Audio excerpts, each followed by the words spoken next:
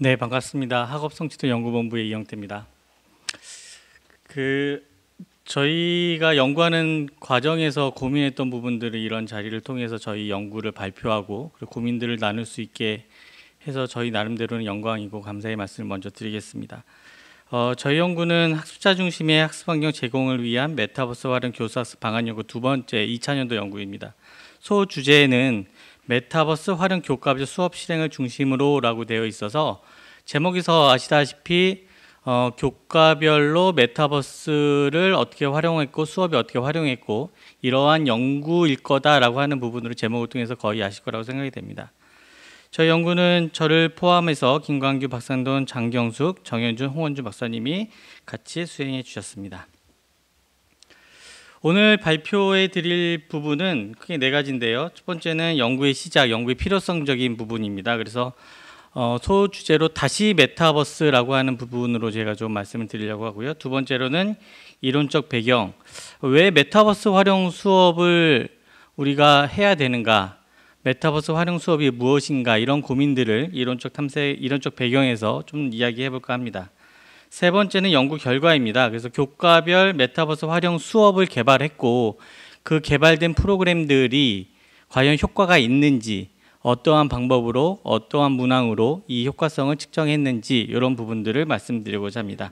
마지막으로는 메타버스 활용 수업의 이 연구 이후에 저희가 좀 재현하고 싶은 부분이라든가 아쉬운 부분, 이런 부분들을 좀 말씀드리고자 합니다. 첫 번째 연구의 시작 필요성 부분입니다. 저희가 다시 메타버스라고 하는 부분으로 좀 말씀드리려고 하는데요. 저희가 작년에 연구를 시작할 때만 하더라도 왜 지난 유행이 한참 지난 연구를 왜 이제서 시작하고 있습니까? 이런 질문 굉장히 많이 받았습니다.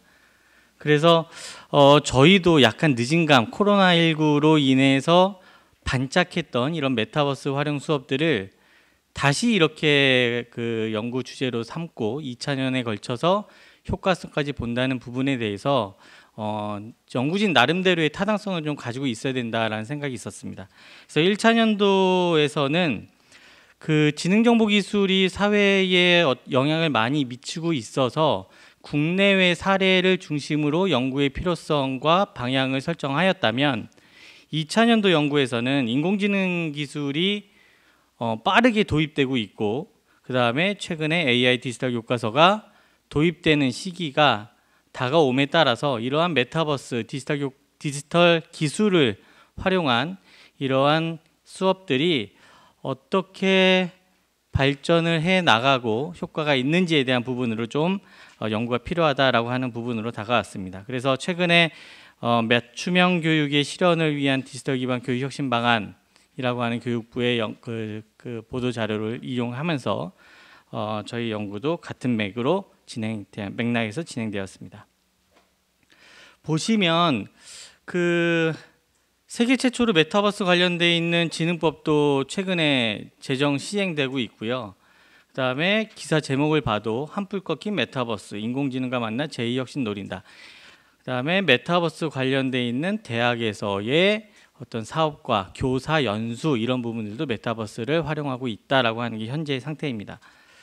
그래서 단순하게 저희 연구가 메타버스 기술, 이전에 사용했던 메타버스 기술만을 활용하는 부분에서는 이전의 연구적인 필요성에서 머무르고 있을 것 같아서 메타버스 기술과 그 다음에 AI 기술을 합쳐진 융합적인 기술을 우리가 어떻게 수업에 적용할 수 있을까, 이러한 접근을 통해서 저희가 연구를 진행하였습니다.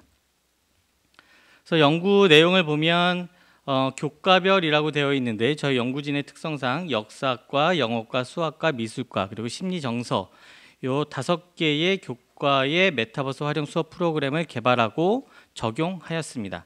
그래서 세부적으로 보면 어떻게 교과의 특성을 고려해서 메타버스의 활용 수업을 개발할 것인가에 대한 개발 방향에 대한 문제를 저희가 좀 고민했었고요. 두 번째는 메타버스 활용 교수학습 활동은 과연 어떻게 수업 시간에 디자인되고 활용할 수 있을까, 이런 부분들, 그 다음에 어떻게 적용할 것인가, 이 내용으로 저희는 접근했습니다. 두 번째는 개발된 프로그램의 효과성을 어떻게 검증할 것인가.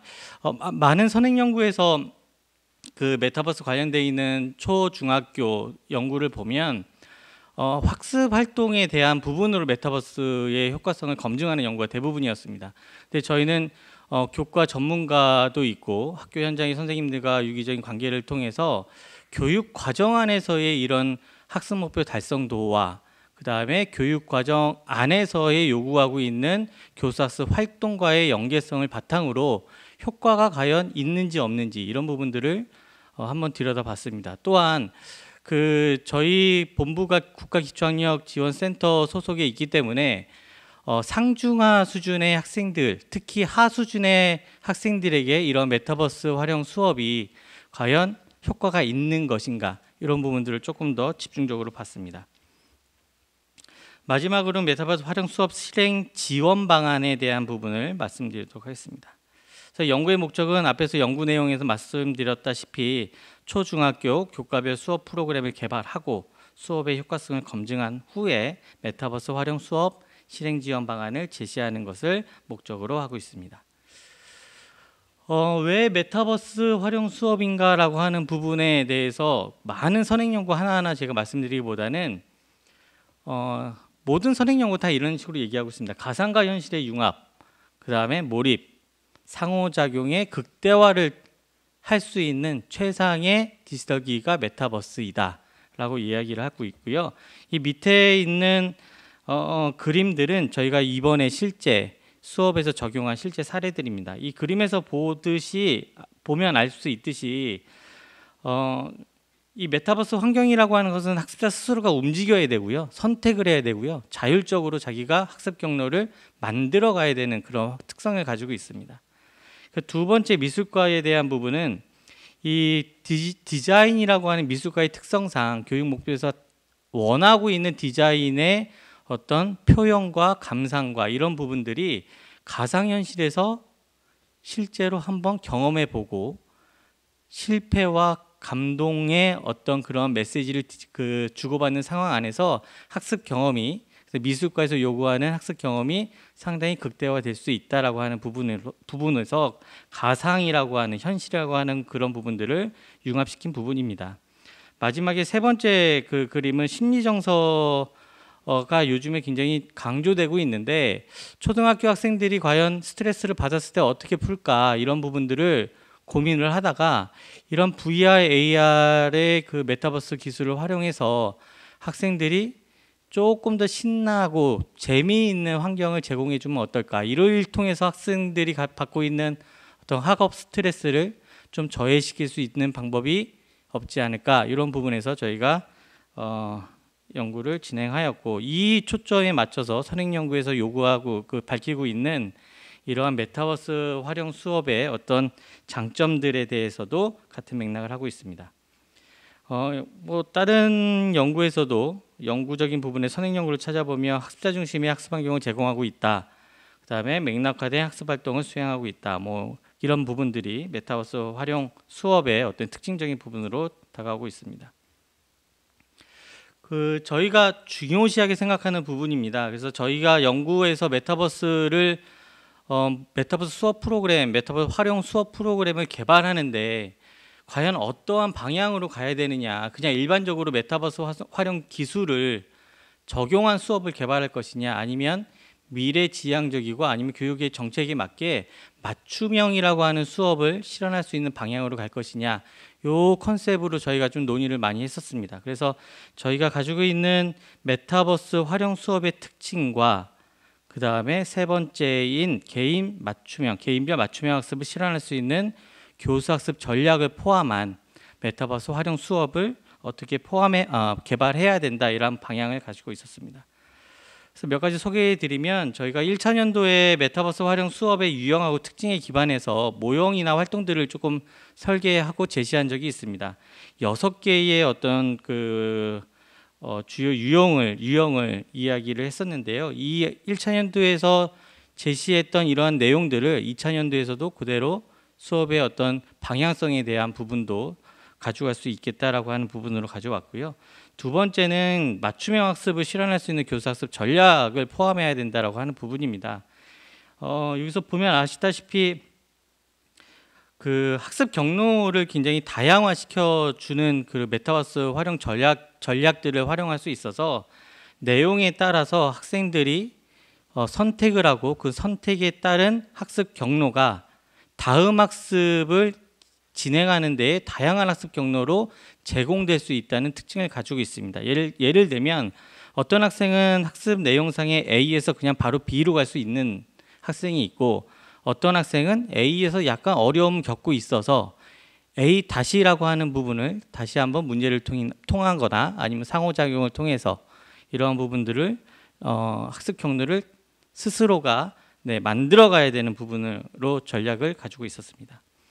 그래서 교과별 특성을 반영한다라고 하는 부분입니다. 교과별 특성은 역사과의 경우에는 이제 사실적인 맥락, 역사적인 사실을 이해하는 부분에서 메타버스 안에 웹툰이라고 하는 부분을 조금 더 맥락을 반영했고, 그 실제로 이러한 그 활동들에 대해서도 그 맥락적인 역사적인 맥락적인 상황 안에서 학생들이 빠질 수 있는 몰입감을 제공할 수 있도록 제시하였습니다.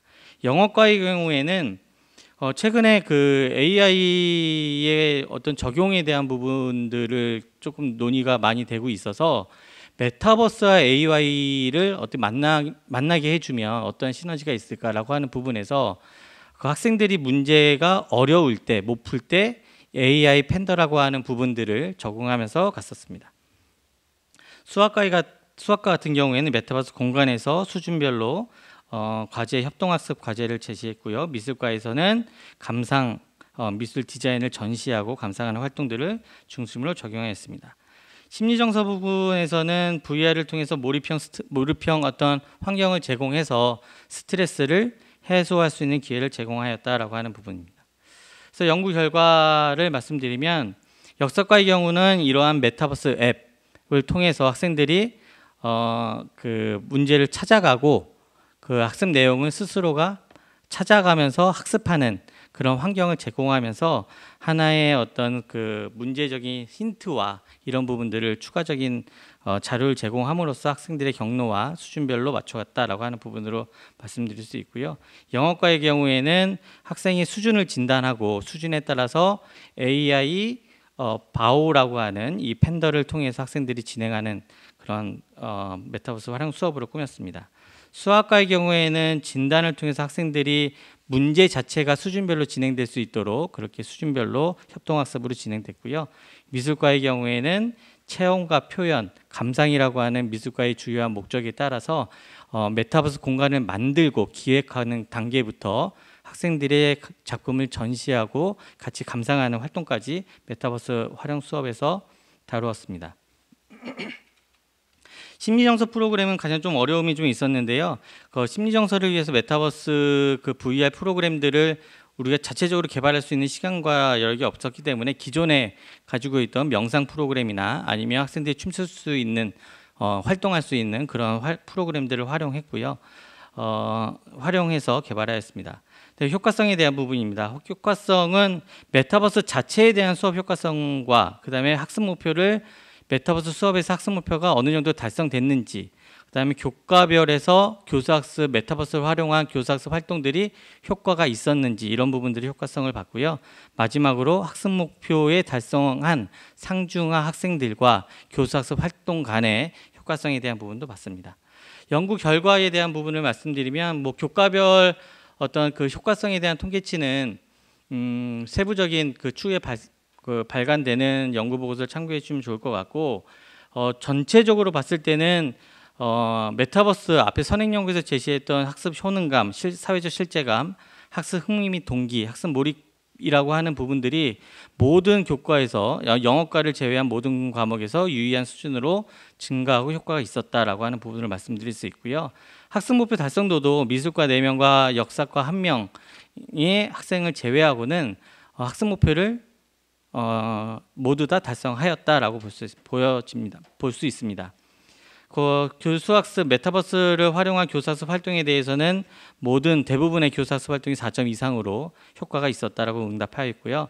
마지막으로 학습 목표 상중하 학생들에 따른 교수학습 활동의 효과성에 대해서는 매우 다양한 패턴을 나타내 있었습니다. 예를 들면 그 학생 하 수준의 학생들은 저희가 통계적으로 보지 않고 어떤 면담을 심층 면담을 통해서 저희가 이야기했던 부분인데, 그 메타버스를 활용하면은 그 문제를 풀지 못하면 바로 다음 문제로 못 가기 때문에 그렇게 바로바로 알려주거나 아니면 도전적인 자기 수준에 맞춰서 약간의 도전할 수 있는 과제가 주어졌기 때문에 좋았다라고 하는 부분도 있었고, 저희가 집에 가서 할 수 있는 그러한 방과 후 이러한 프로그램들도 고려했을 때 이런 부분들도 하 수준의 학생한테는 되게 효과적이었다라고 하는 부분으로 이야기를 했었습니다.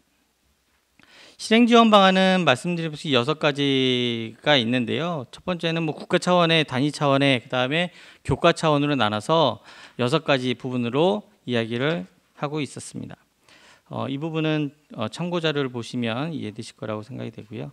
그 학술적 기여, 저희가 여러 연구가 그 기초 연구기 때문에 학술적 기여도 이 이후에 학술적으로 어느 정도 기여한지에 대한 부분은 5가지 부분입니다. 그래서 학습자 중심의 맞춤형 학습에 대한 지속적인 가능성을 한번 발판을 이 연구에서 좀 제고하지 않았나라고 하는 부분과, 그다음에 수업의 실행과 효과성을 연계한 어떤 실증적인 연구 기반으로 진행되었다. 그다음에 교과 교육에서의 메타버스 활용 수업에 대한 이해를 조금 더 넓힐 수 있는 기회를 제공하고, 그다음에 교과와 교육 과정과 교과의 요구를 반영한 메타버스 활용 수업을 실현하고, 마지막으로 디지털 맞춤형 수업 문화를 확산하고 정착하는 데 기여하였다라고 하는 부분으로 말씀드릴 수 있을 것 같습니다. 마지막입니다. 그 재현적인 부분은 크게 5가지로 이야기를 할 수 있는데요. 재현적인 부분에서는 뭐 첫 번째와 두 번째, 세 번째 뭐 이런 부분들은 다 아시들 부분이라고 생각이 되고요. 마지막에 저희가 좀 강조하고 싶은 부분은 메타버스 학습 윤리라고 하는 부분입니다. 그래서 그 학습 윤리라고 하는 부분들은 지금까지도 많이 논의되어 있고 지금도 강조되고 있는데, 메타버스 환경, 그다음에 디지털 기반의 학습 환경에 대한 윤리적인 부분도 추후에 연구가 좀 필요한 부분이 아닐까라는 생각이 듭니다. 네, 이상으로 발표를 마치도록 하겠습니다. 감사합니다.